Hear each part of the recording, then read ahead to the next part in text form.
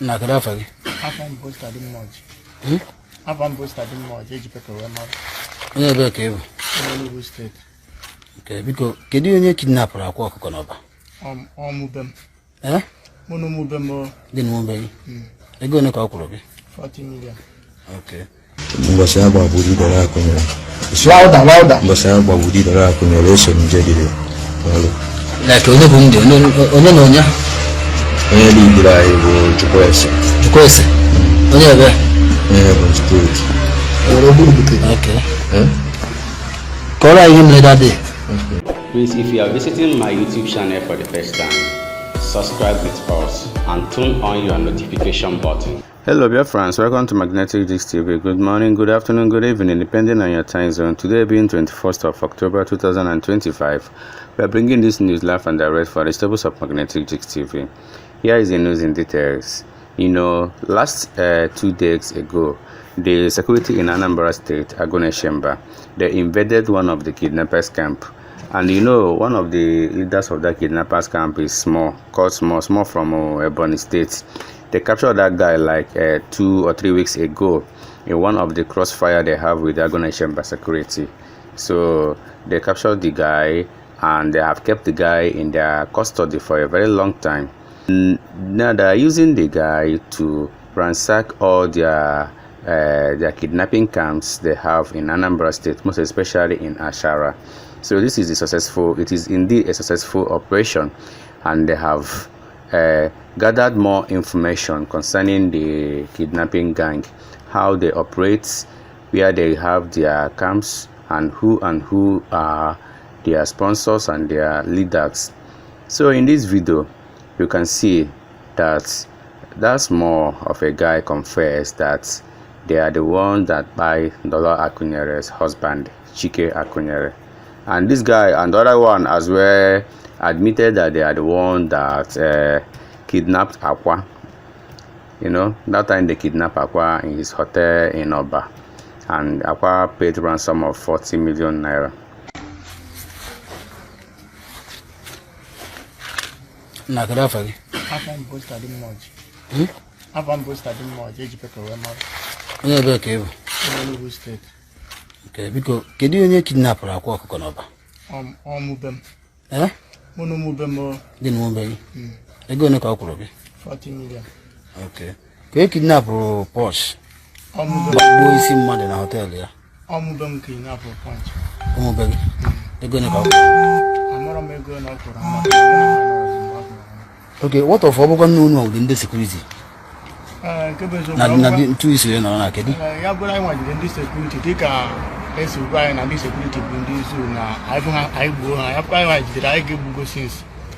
Mana ekene dịrị Chineke na ndị udo ga-achị jidere anyị wee hapụ anyị ndụ na-enyekwa anyị nri.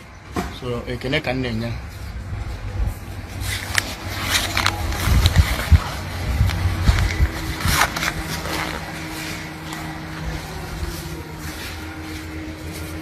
Biko kada afa gị nwanne? Eh? Nwoke Chijindu. Onye ebe ka ị bụ? Eh? Ka ihe ejigbo mara gị? Eh? Small. Okay. Kedu ndị nwunye ndị a niile? Mgbe ọgụ a? Eh? Gị na ọda? Gị na ndị otu gị? Okay. Ka ihe nji eme?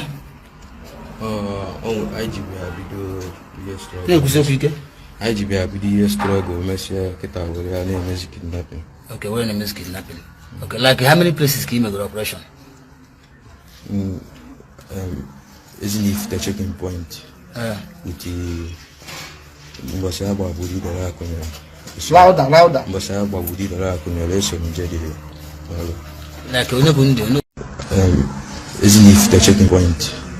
With the Mbọsị agba budi dara akụnyere. Louder. Mbọsị agba budi dara akụnyere eso nje dịrị. Like onye bụ ndị onye na onye? Onye lidiri anyị bụ Chukwuese. Chukwuese? Onye ebe? Onye bụ steeti. Okay. Kọrọ anyị mere that day. Mbọsị obu escort ya ka anyị na gbakọrọ egwu. So I gbagbuo escort ya mmadụ abụọ. the police. Okay. Before I went to say, okay. Okay. Okay.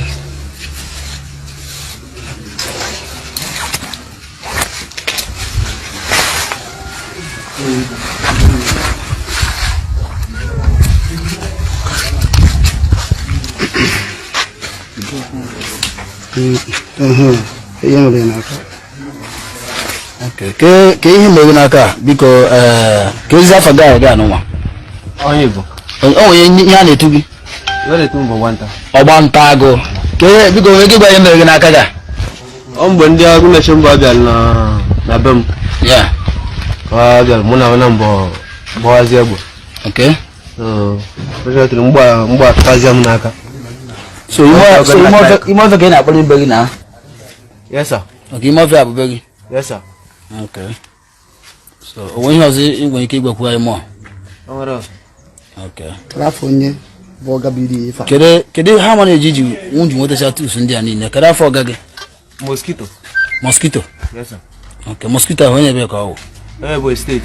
Ebonyi State. Yes sir. Okay.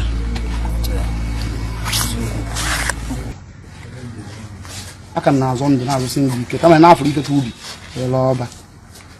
Ana m ekene golu ndị ọrụ ifite niile, na-ekene ndị a na-edo niile, na-ekene gọvanọ anyị Charles Udo, na-ekenekwanụ n'isi anyị Ken Emeka, na-ekene ọgbọmpi, na-ekene majority leader, na-ekene the House of Members niile, all the commanders.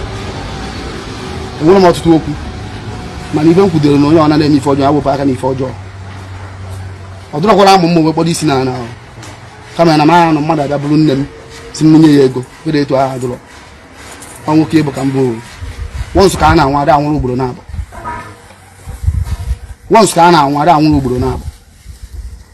ife dị n'ije onye bụ egbe na ọ bụ na onye ochi egbu ngwu egbu onye bụ onye ochi mana ọmụnwa egbu onye ochi na onye ochi egbu na ọrụ onye akpatara m ego.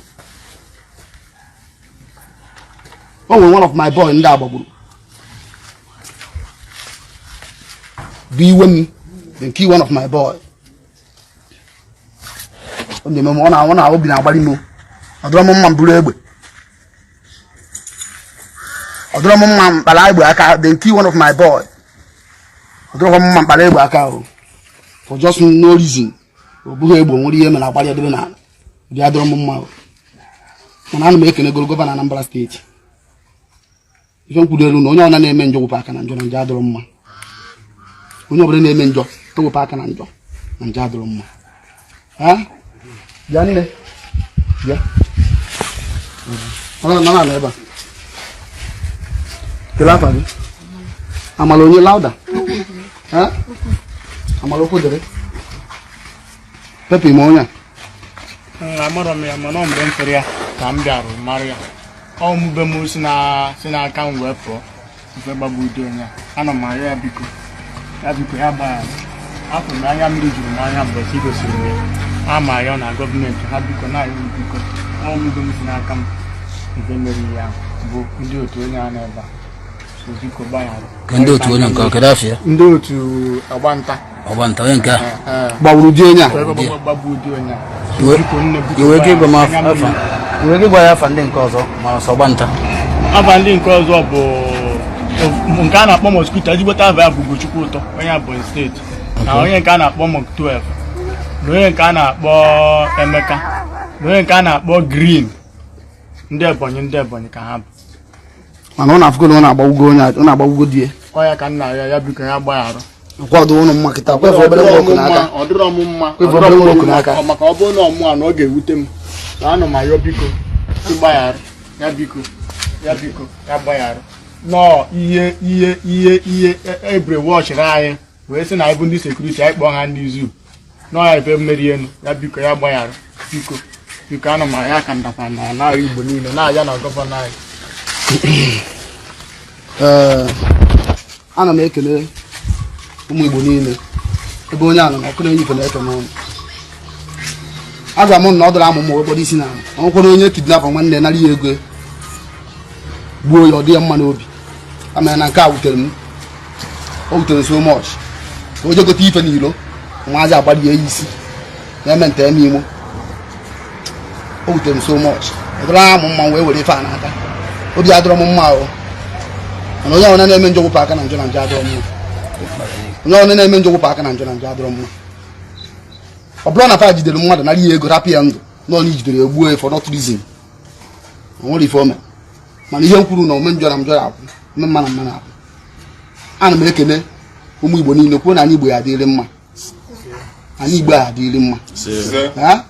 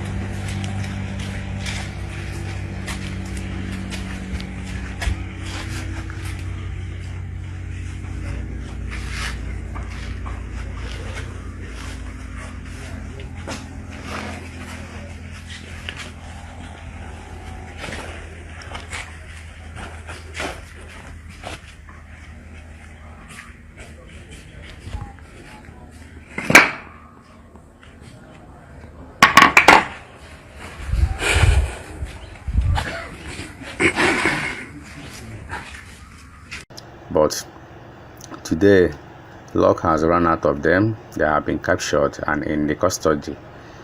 Kudos to this guy called Man Pass Man, since his employment into this AKUNYILI security in Anambra State. You know, Man Pass Man is a native doctor, a very strong native doctor for that matter. So it's like someone recommended him to the governor of Anambra State, Shasoludo, and he empowered him and employed him into this AKUNYILI security and made him a commander of that side. Since then, this guy has been doing a wonderful job indeed. He has been capturing all these top fake guys that are calling themselves Biafra Liberation Army, but they are into kidnapping and other bad vices in our state or in our land. You know, so this guy warned them. He told them that they should come out from that business and embrace an amnesty from the government, or else that he is going to get them. And indeed, he is getting them one after the other. So kudos to him and kudos to the team of AKUNYILI. Let it be a sanitization in our land, in Biafra land, because so many people are using the name of Biafra Liberation Army to commit atrocities, to commit all sorts of things that is not acceptable, spoiling the main ones, spoiling the real ones that are fighting or agitating for the freedom of Biafrans. So kudos to them. Okay. Manandi mmadụ na Igbo onye ala. Edi? Broma, odo na mama isi dum manu ala. Na do maybe one tutu adina na ebe ka waja ekwu oni. Okay, ke ihe nji ngwọgụ ndị a niile eme. Ngwọgụ anyị na-eji bụ ngwọgụ anyị ji mmiri anyị mere mgbe gara aga pụta kịtazi. Wole mere kidnapping. Okay.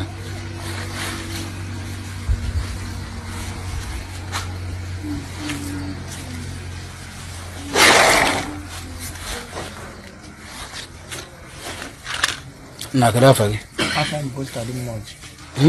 Afan bosta di moji eji pepe we mara. Onye ebe ka ebo. Nollywood state. Okay, biko kedu onye kidnapper akwa ọkụkọ n'ọba? Mubem. Eh?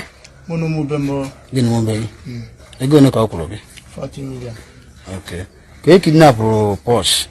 Mubem. Bụ isi mmadụ na hotel ya. Mubem kidnapper punch. Mubem. Ego ne ka ọ kwụrụ? Amara m ego na ọ kwụrụ amara. Okay, what of ọbụkwa nnụnụ ọdị ndị security? Na dị ntu isiri nọ na kedu? Ya bụrụ anyị nwajiri ndị security dịka esi ugwu anyị na ndị security bụ ndị izu na anyị gbuo ha. Ya bụrụ anyị nwajidere anyị ga-egbugo since. Mana ekene dịrị Chineke na ndị udo ga-achị jidere anyị wee hapụ anyị ndụ na-enyekwa anyị nri. So ekene ka m na-enye.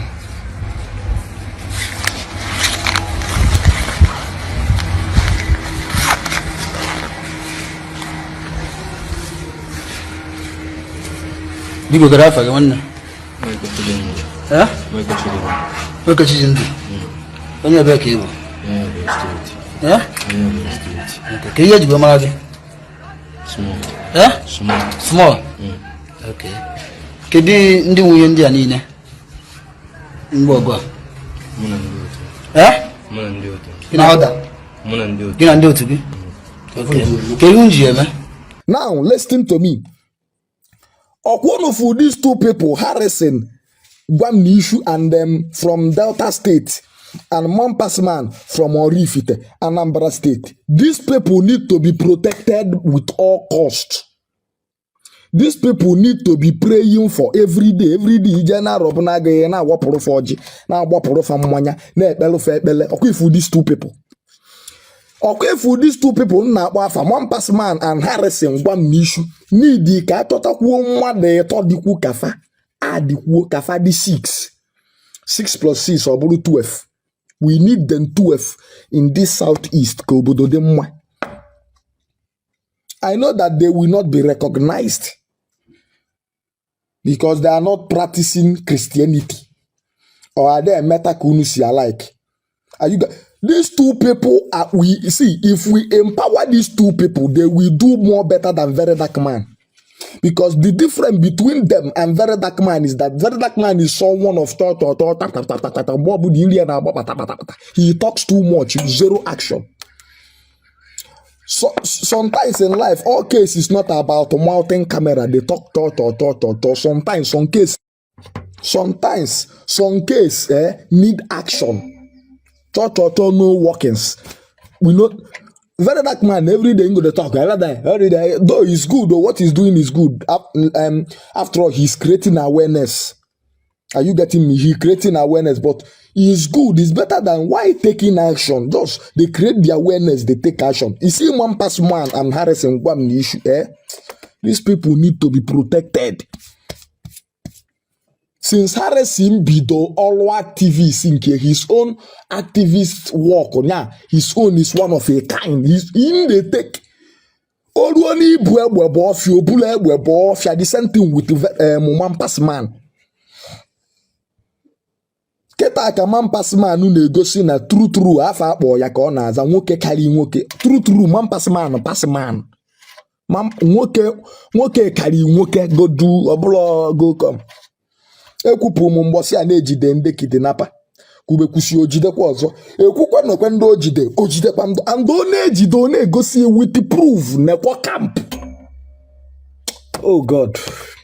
Ọ dị ọkwa ka mbe udo ga-achị mgbe ọkpọbatasị ya je na-anwụ kọsị innocent people na-enwere ifefa ma na-ebofe allegation enwụrụ a na innocent youth ititọrịbịa titeresi ya ihe fọsụ ya okwubu ife omehọ sọsọ ka e wee nye ụna kuli ma nke anụnwa bụ na ejide unu na kampụ unu wite egbe unu na wipụ unu jide ndị unu kidnapụ ewere ọnụ fa na-ekwu that yes these people kidnap us na-afịa n'anya gị na-abụ all this one is called e dey play e dey show but they no go recognize them.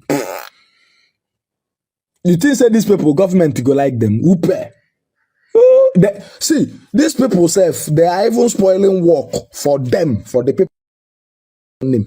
They no go rec. Thank you, fans. Thank you, everyone watching this video. Remember to subscribe with us, Magnetic Jigs TV, for we remain the best. Let us interact in our comment section. We all love you. Bye.